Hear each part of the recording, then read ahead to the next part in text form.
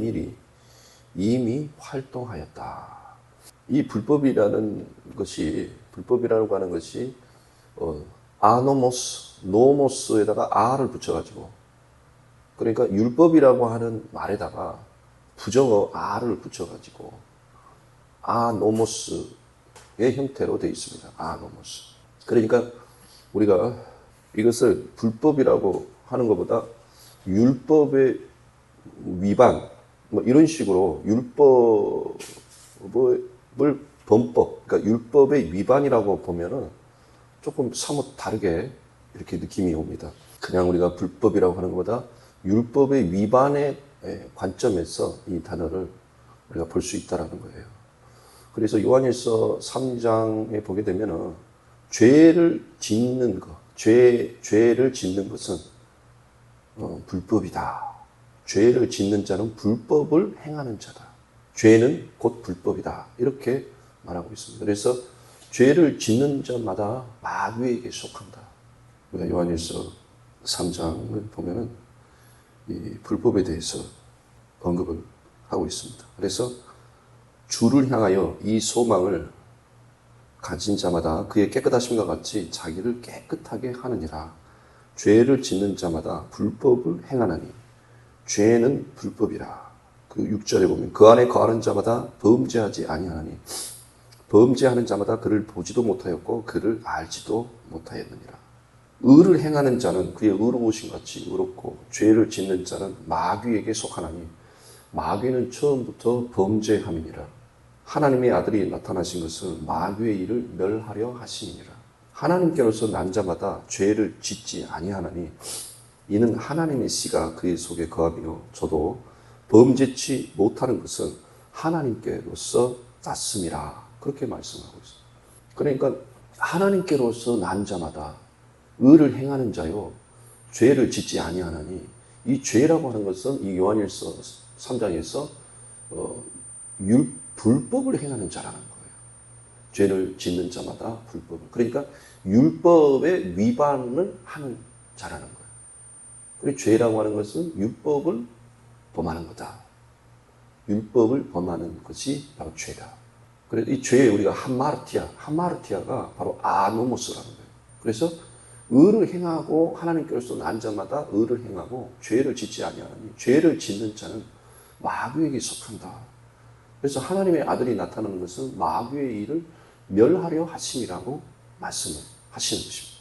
이 불법의 아들이 멸망으로 들어갈 자, 이 불법의 아들, 그리고 이 불법의 비밀, 이러한 것들이 바로 율법과 관련해서 이런 배도가 생기고 그리고 불법의 아들이 등장을 하게 된다는 것입니다.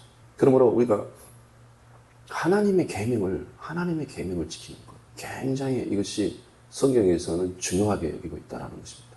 우리는 어떤 사회적인 지탄, 어떤 사회적인 무리를 일으키는 자들에 대해서 굉장한 그런 어떤 어떤 정의감에 불타서 막 띠를 띠고 그리고 막 프랭카를 들고 막 시위를 하고 막 찾아가서도 막 시위하고 그리고 또 공개적인 데서도 막 그 죄를 까발리고 하는데 실제 성경에서는 그 계명을 어긴 것을 지금 얘기를 하고 있어요. 율법을 어기는 것을. 그러므로 사회적인 지탄이 되고 안 되고를 떠나서 모든 그리스도인들은 내가 정말 그 진리대로 행하고 있는지, 하나님 아는 대로 내가 하나님의 계명을 지키고 명령을 지키고 율례의 말씀을 지키고 있는지, 그래서 하나님의 말씀에 대한 열망과 송이 꿀보다 더 달게 여기며 그 하나님의 말씀을 붙들고 내가 살아가고 있는지, 하나님의 그 계명과 명령을 내가 지키며 살아가는지 자기 자신을 살펴야 되는 거죠. 사회적인 무리를 일으키지 않았더라도, 그러니까 진정한 회개와 진정한 그 돌이킴이, 회심의 역사, 진정한 회개 역사를 오늘날 보기 어려운 것은 사회적인 무리를 일으킨 것에 대해서 자꾸만 이런 것을 쫓아다니면서 그걸 말하고 회자하고 들추어내고 시위하고 그러고 있어요. 사회적인 무리를 일으키는 자뿐만 아니라 거기서 시위를 하고 있는 사람들 다 포함해서 모든 그리스도인들은 하나님의 율례 말씀 앞에 그걸 내가 지키고 있는지 순종하고 있는지 그러한 진정한 자신의 성찰과 회개가 있어야 되는 거죠. 그러한 회개, 그런 돌이킴이 있어야만 되는 것입니다. 최근에 소식 중에 미국의 루이지애나주라고 하는 주가 있는데 그 루이지애나 그 주에서 10계명을 그 공공장소나 공공학교에서 그것을 뭐 부착을 하고 가르치기로 그 주에서 그것을 일단 결정을 했더라고요. 그런데 이제 반대하는 사람들은 이제 시민단체나 이런 사람들이 이제 항소를 하려고 이제 벼르고 있지만은 일단은 그 루이지애나 주. 그래서 미국도 보면은 루이지애나 주라든지 조지아 주 이런 조지아 주도 학교에서 성경 과목을 가르치자 이것을 법안에 올렸는데 사람들이 그걸 이제 또 항소를 하고 있죠. 이제 분쟁이 되고 있죠.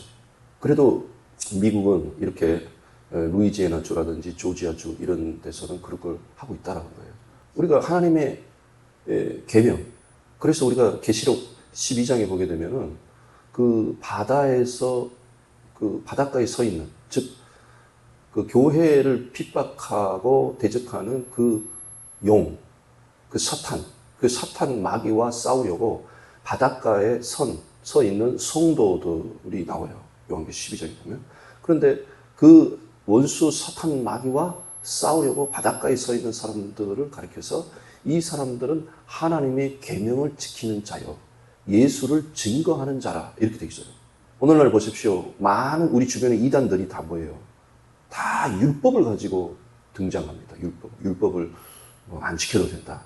에서부터 아니면 율법을 지켜야 된다. 안식일을 지켜야 된다. 유월절을 지켜야 된다. 그러면서 이단이 등장하는 거잖아요. 그러니까 우리 이 원수 가라지가 왜 생기냐? 사람이 잘 때에 그 가라지에 씨를 뿌리지 않습니까? 마태복음 13장에 보면 씨 뿌리는 비유 중에서 사람들이 잘 때에 악한 자가 와서 그 악한 자는 원수 마귀라고 했어요. 그 악한 자가 와서 가라지를 뿌려요. 그런데 언제? 사람이 잘 때 뿌린다는 거예요. 그러므로 우리 그리스도인들이 깨어 있어야 된다는 것이죠.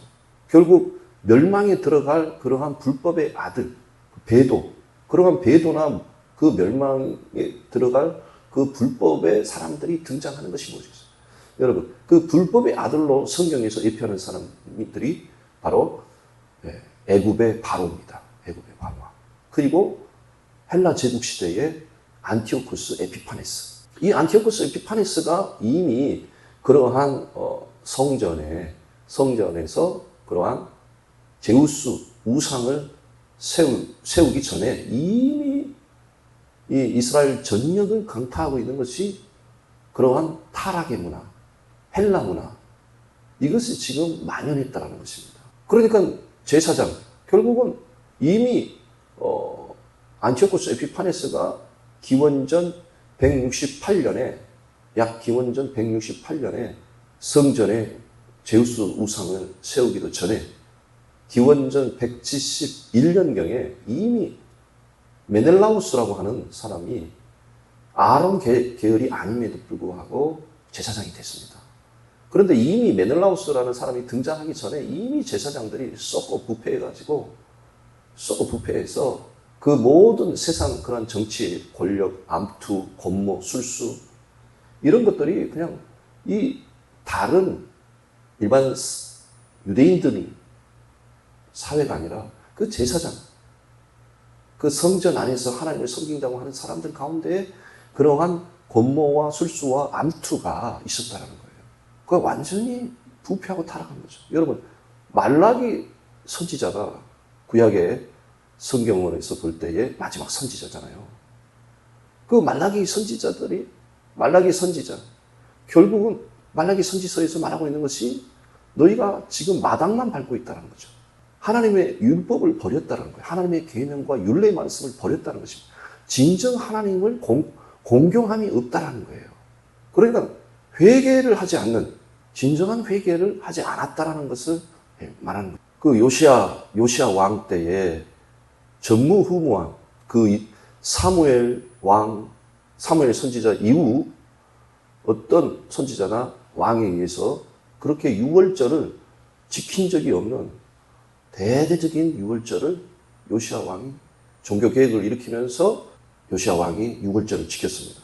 그럼에도 불구하고 그 이스라엘 전역에 깔려있는 그러한 우상, 혼합신앙, 그것은 결국은 이루어내지를 못한 것입니다. 그 므낫세 왕 이후로 이스라엘 사회 전역에 퍼져서 깊이 뿌리 박혀서 그러한 율법의 공의를 완전히 그냥 땅에 떨어뜨리고 부패와 타락이 가득하고, 그러니까 성전의 제사가 여전히 있었지만 진정 정결케 되고 율법으로 다시 돌아오고 하나님의 말씀을 지켜 순종하는 것이 회복되지 않았다는 거예요. 그래서 말라기 마지막 선지자를 통해서도 그들이 마당만 밟는다라고 하잖아요. 이러한 토양이 결국은 배도를 낳고 불법의 아들이 등장하는 그런 토양을 만든다는 것입니다. 그럼 마귀의 그 견고한 진이 세워지면서 그러면 마귀의 견고한 진이 어떻게 세워질까요? 점점 어두워지면서 어떤 사회적인 그런 질서나 도덕이나 윤리가 점점 떨어지면서 악의 진, 마귀의 진이 견고하게 세워지는 거죠. 그 마귀의 성은 결국 하나님 앞에서, 물론 사람 앞에서, 그리고 무엇보다도 하나님 앞에서 교만이 행하는 가운데 마귀의 성이 세워지고, 결국 그러한 인간의 교만은, 하나님 앞의 교만은 결국은 불순종이거든요. 에베소서 2장에서 너희가 세상 풍속을 쫓고 공중의 권세 잡은 자를 따랐으니 이는 불순종의 아들들 가운데 역사하는 영이라고 그러지 않습니까? 결국 그 마귀의 영이라는 것은 결국 어떤 거짓으로 우리를 미혹을 시켜서 우리를 교만하게 만들고 결국은 불순종하게 만드는 것입니다. 아담이 결국은 하나님과 같이 된다라는 그런 교만한 생각을 갖고서 결국은 불순종으로 하나님의 명령을 어기는 것으로 나타나지 않습니까? 그게 불순종이라는 거예요. 그러니까 이 사회에 불순종이 가득하게 되면 될수록 점점 마귀의 성이 견고해지는 거예요. 가정에서도 자녀가 부모에게 불순종하고, 학교에서도 학생들이 선생님 말에 불순종하고, 어떤 조직이나 공동체에서 계속 불순종하고 그 권위에 대적한, 물론 잘못된 권위도 있지만은 그런 권위와 질서에 계속 불순종하는, 그리고 부모의 허물이 있어도 그러한 과거의 미풍, 과거의 동방에이지국이라고 하는, 그 과거의 애시대에는 그러한 잘못된 권위가 없었겠냐고요. 잘못된 권위가 있어도 그러한 순종하는 모습들, 그러한 것들이 점점 사라지는, 결국 세상의 영, 마귀의 영은 불순종으로 나타난다는 거예요. 그러면 자꾸 불순종하게 나타나면 이제는 결국은 혼란이 찾아오죠. 그래서 우리가 정치적으로, 경제적으로 후진국일수록 어때요? 질서가 없잖아요. 무정부 상태에 빠지게 됩니다. 그럼 뭐 선진국에는 뭐 잘못된 권위가 없나요? 당연히 잘못된 권위가 있겠죠. 그럼에도 불구하고 이 가난하고 그런 어떤 그런 굉장히 그런 살기 힘든 나라일수록 어때요? 그냥 무정부 상태예요. 그런 중남미나 아프리카나 동남아 이런 나라들 보면 얼마나 그 권위가 떨어져 있습니까? 그리고 이 불순종의 영을 통해 가지고. 근데 이 불순종의 영이 바로 왜 그런 생겨서 배도를 하고 불법의 아들이 생기느냐. 결국 하나님의 자녀들이 하나님의 말씀으로 돌아와야 된다는 거예요.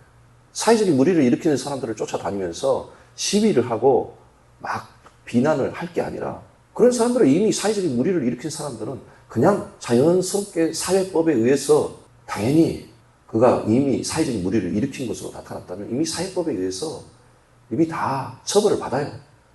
기독교인들이 그런 정의감에 불타서 시위하고 그럴 필요 없어요. 오히려 하나님 앞에 다 돌아와서 어떻게 우리가 소금의 맛을 내지 못하는가, 어떻게 우리가 빛을 발하지 못하는가, 그러면서 각기 왜 우리가 이 음란하고 폐역한 세대에서 하나님의 말씀을 지키지 못하는가, 각자 자기 자신의 죄를 끌어안고 회개를 해야 되는 거예요. 회개. 이런 얘기를 하게 되면 당신은 회개를 했냐 꼭 이렇게 말하는 사람들이 있죠. 전하는 자나 모든 그리스도인들은 전하는 자만 있는 것이 아니죠. 전하는 자는 또 듣는 자입니다. 듣는 자는 전하는 자죠. 모든 그리스도인들은 전도자로서 복음을 전하는 전도자로서 전하는 자고 또 하나님 앞에서 성경을 읽는 자로서 우리는 또 듣는 자입니다. 전하는 자나 듣는 자나 똑같이 우리가 회개하고 그 말씀으로 돌아와야 된다는 거예요. 그럼 우리가 이 불법의 아들, 이 데살로니가서의 이 불법의 아들, 이 불법을 한 번 더 언급하고 싶었습니다.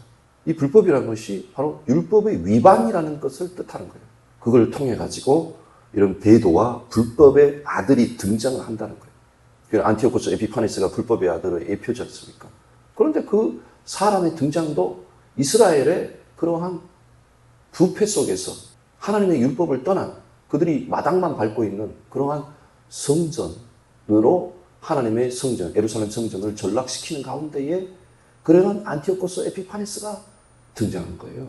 그래서 이 메넬라우스라고 하는 사람이 그 제사장이 되잖아요. 우리가 역사에서 잘 모르는데 사실 이 사독계열의 오니아스라고 하는 오니아스 3세라고 하는 사람이 그때 제사장이었습니다. 그런데 이제 그 사람도 부패한 사람이지만은 그래도 그런 아론 사람 있잖아요. 사독계열의 제사장. 그래서 이 메넬라우스라고 하는 사람이 제사장이 되면서 오니아스 4세, 즉 오니아스 3세의 제사장 아들 오니아스 4세가 이집트 땅에 와가지고 성전을 짓습니다. 그게 레온토폴리스라고 하는 나일강 하류에다가 유대인 성전을 거기다 지어요.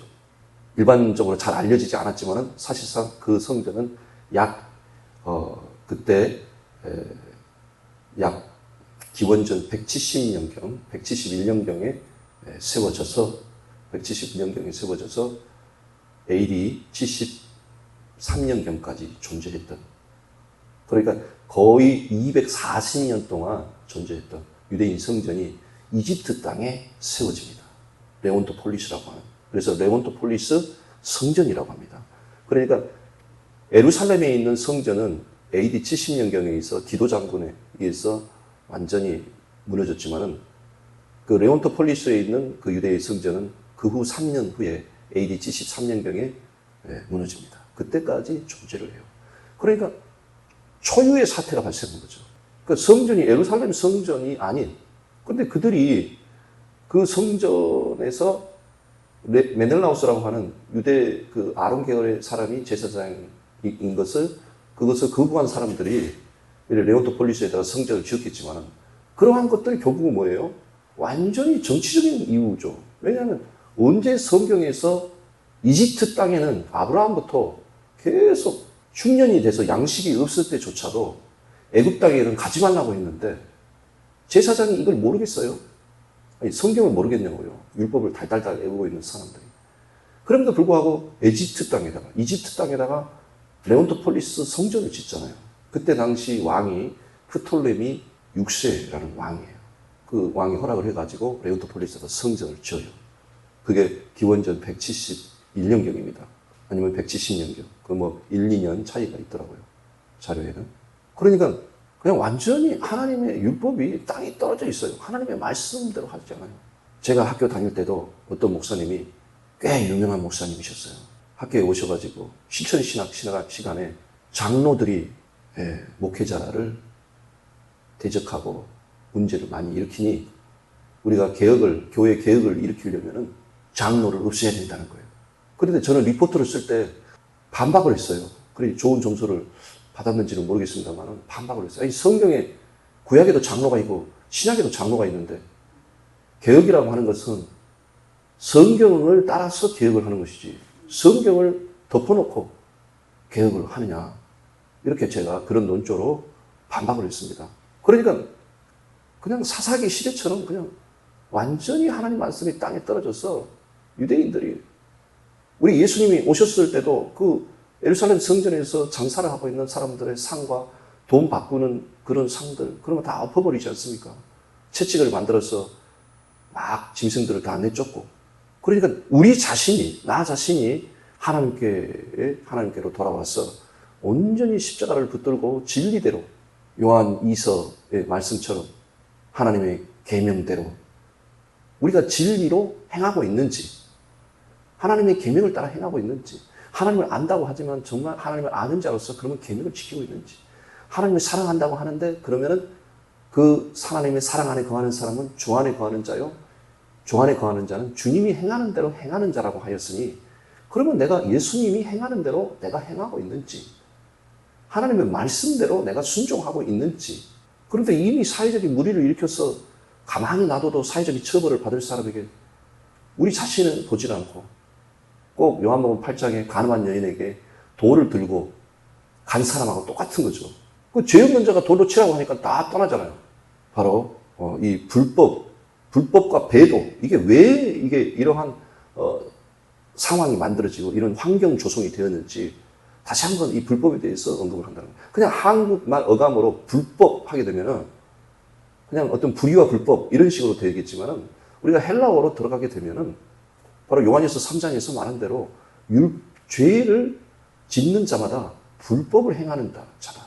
너무 뻔한 얘기를 한 게 아니라 율법을 위반하는 것을 행한다는 것입니다. 율법을 위반한다는 것이에요. 그래서 죄는 불법이라, 즉 죄는 율법을 위반한다는 뜻이에요.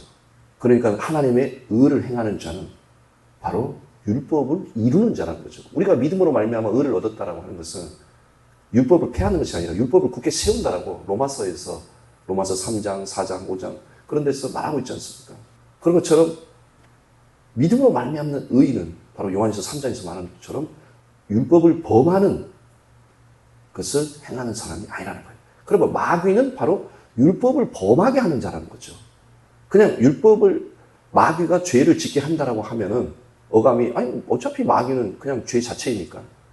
그렇지만 율법을 범한다, 율법을 위반하는 것으로 본다면 마귀는 자꾸만 성도들로 하여금 하나님의 계명을 안 지켜도 되는 것처럼, 율법을 안 지켜도 되는 것처럼 자꾸만 속여서 죄를 짓게 한다는 거예요. 근데 하나님의 아들이 나타나는 것은 우리의 구원인데, 결국 구원이라고 하는 것이 마귀의 일을 멸하는 거예요. 요한일서 3장에서 말한 대로. 결국 마귀를 이긴다는 것이 뭐예요? 결국 우리가 마귀를 쳐서 마귀를 이긴다는 것이 어제 우리 수요일날 언급했던 것처럼 우리가 회개하고 돌이키고 지키고 순종하며 일곱 교회에게 말씀하신 그 이기는 자죠. 이겨서 응답을 받는 자죠. 저는 특히 이 부분을 메시지로 강조를 하는데, 결코 율법적인 설교가 아닙니다. 강력한 은혜입니다. 강력한 은혜고 진리예요. 진리로 행하는 것. 요한이서를 읽다가 깜짝 놀랐어요. 사도 요한이서에서 계명을 따라, 아버지의 계명을 따라 진리에 행하는 자를 보니 내가 심히 기쁘도다. 진실로 우리가 하나님의 명령과 율례의 말씀을 지킴으로 능히 지킬 생명과 경건에 속한 것을 우리에게 주셨으니, 우리가 십자가를 붙들고 육체를 자랑하지 않고 하나님의 의를 붙들어서 율법의 요구를 이루고, 요한 에베소서에서 말씀하신 대로 사랑하는 자에서 창세전에 우리를 사랑 안에서 우리를 택하사 거룩하고 흠이 없게 하시고, 하나님이 우리를 부르시고 부르심의 목적이, 택하심의 목적이 그 진리를 따라서 하나님을 이루시기를 원한다는 것입니다. 기도하겠습니다. 사랑하시는 하나님, 배도와 불법의 아들이 어떻게 등장하는지를 보았습니다. 주여, 우리가 온전히 하나님 말씀에 순종하여 다시 한번 회복과 부흥과 놀라운 구원의 역사를, 그리하여 성령이 생수의 강물과 같이 흘러 온 바다가, 온 세상이 다시 소성하는, 다시 살아가는 그 역사 보게 해 주시옵소서. 감사드리며 예수님 이름으로 기도합니다.